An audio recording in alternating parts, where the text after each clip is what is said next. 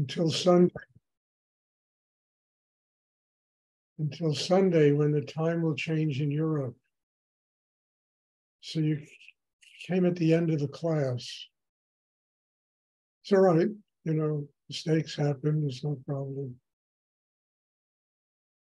I'm happy to see you, even if you're here at the end of the class.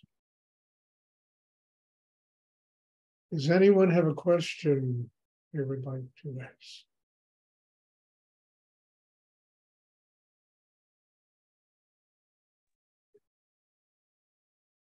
Stuart? Yes. Can you talk about the power of our beliefs and how our beliefs influence our internal, external, or connection with God?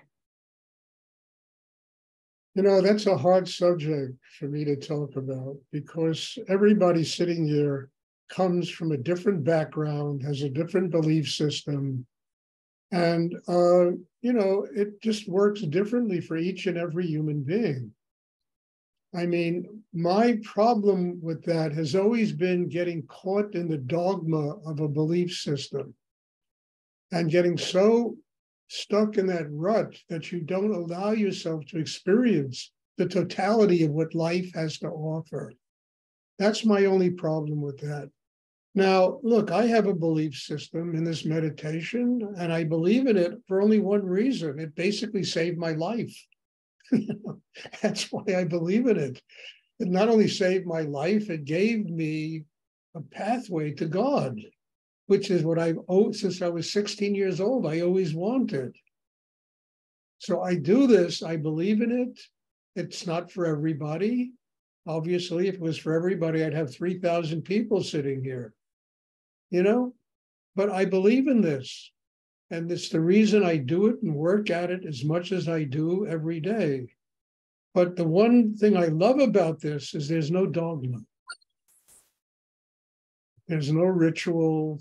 Although people make it into ritual, there is no ritual in Rudy's meditation practice. It's getting down to the tax,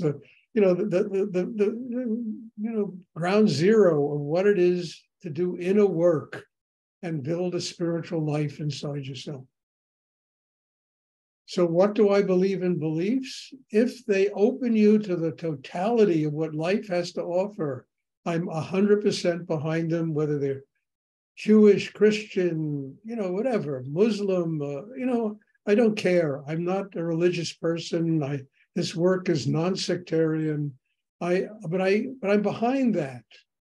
If it opens up the deepest elements of what it means to connect to higher energy, and it doesn't trap somebody in some kind of rut that they live in based upon what somebody tells them is the only way to get to God.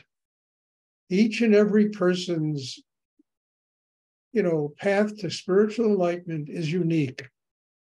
And all this, look, you have thousands of automobiles on the road. They're all unique, but they all get gasoline to run. This meditation is the gasoline that will help you find your unique path to God. That's all it is. So my thing with belief is, can I just say one thing? Honestly, if you have animals living in your house, can you try to put them in another room when the class is going on? I mean, I have nothing against animals. I really like them, but it would be very good because they don't know what's going on and they come and they walk and this and that and they disrupt the class. So before the class, put them in another room. I mean this because in every class the last 3 days, somebody's animals have been coming and their tails are wagging and they're this and that. And it just disrupts the energy. Again, I have nothing against animals,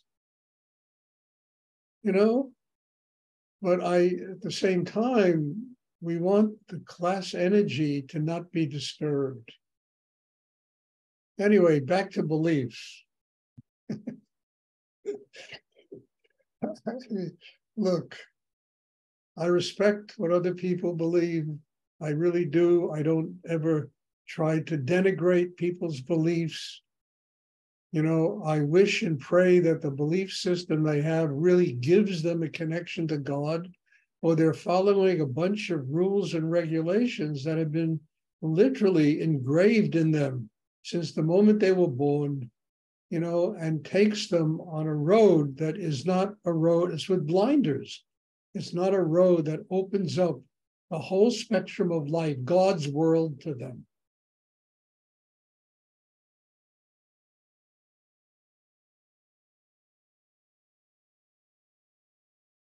Other than that, I don't know what to say about beliefs. I mean, everybody's belief is unique. There are two people sitting here that have the same belief system. Everybody is a unique human being. You can be Buddhist, Hindu, Jewish, Christian, Muslim, Zoroastrian. I'm not interested. Does it help you grow? That is my only interest. And do you use it to get closer to God, or does it just become a bunch of rules and regulations, you know, that limit your capacity to open to the entire spectrum of life?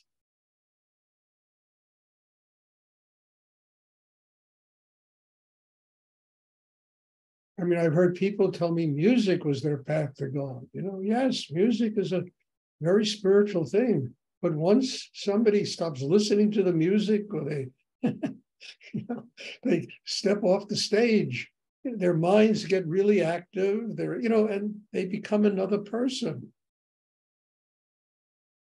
So what I'm saying is, does it build a system inside that truly gives you an ability to connect with higher energy in the universe?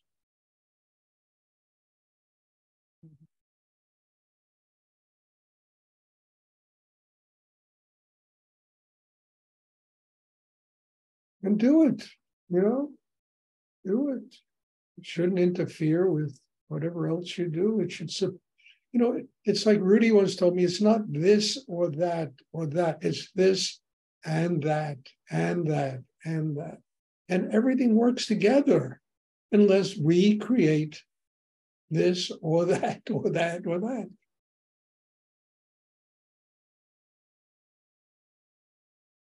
I mean, I had a student who, emailed me anyway, he was benefiting enormously from this meditation. It was changing him. And then he started going to some church where he lived. And I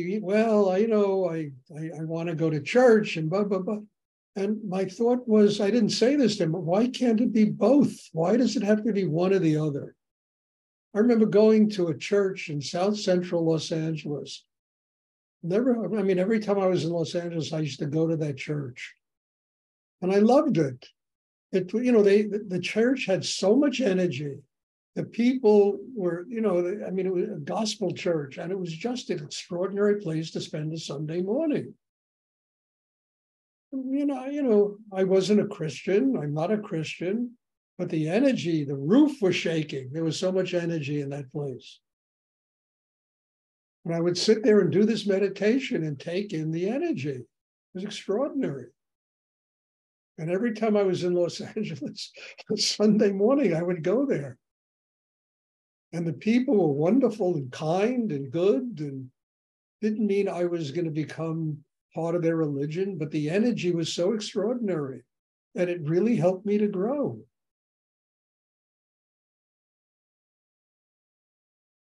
I mean, I have that with places in Israel, like the Wailing Wall and, all these places, the Western Wall, and there's a lot of energy in these places. You take it in, you grow. In India, I used to go to temples and, different religious places that had a lot of energy.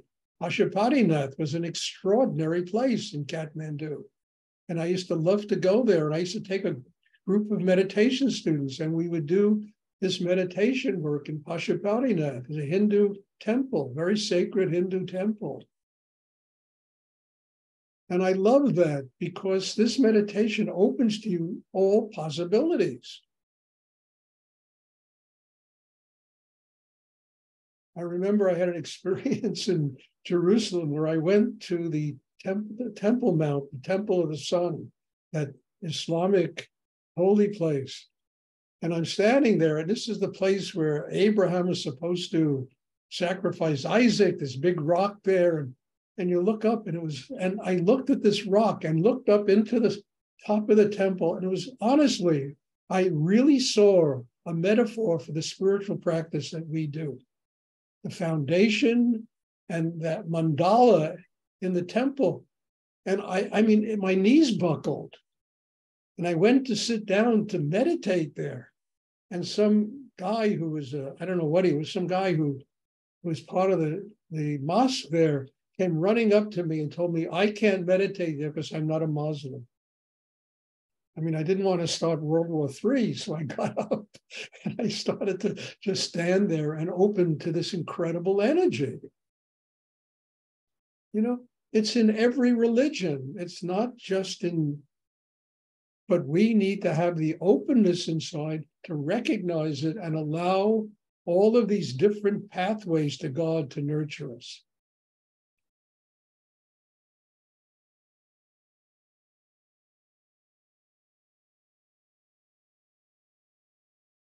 I mean, to me, Abraham was always, faith and the mind, and, Isaac was always the heart. And this is the place where the mind was sacrificing in order to do God's work. And of course, it didn't happen. And right above it, it was like the Kundalini energy rising into the highest stratosphere of consciousness. Extraordinary.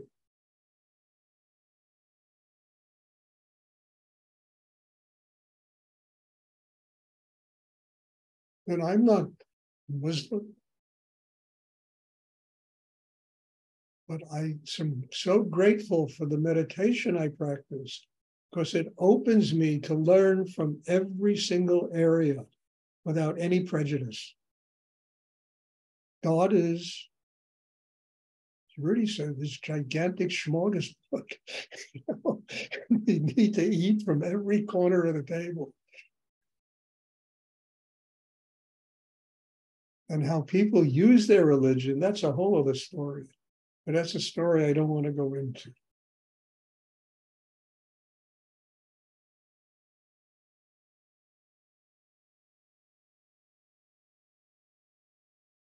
Does anyone else? Great question, Tony. Really, you really got me going. Thank you. Does anyone else have a question? I have a question, Stuart. Yes.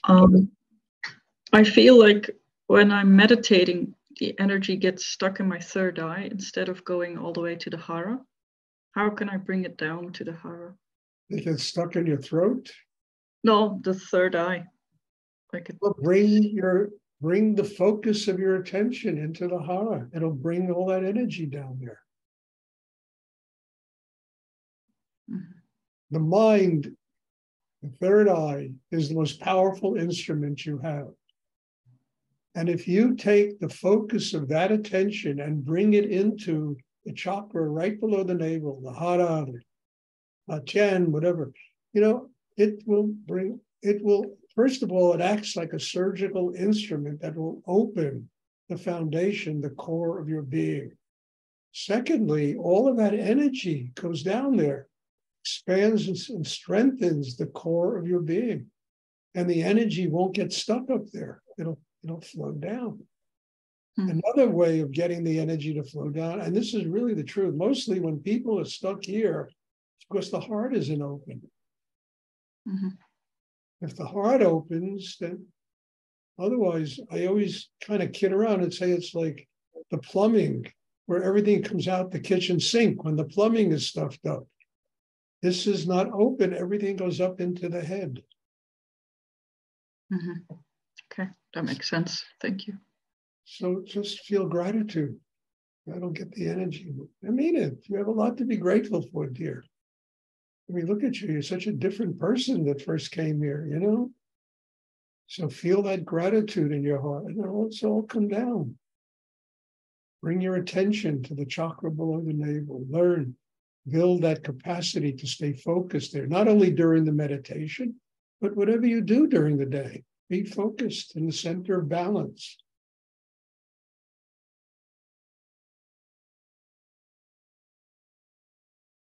It'll take you a very long way in your inner growth, just doing those things. Does anyone else have a question they would like to ask?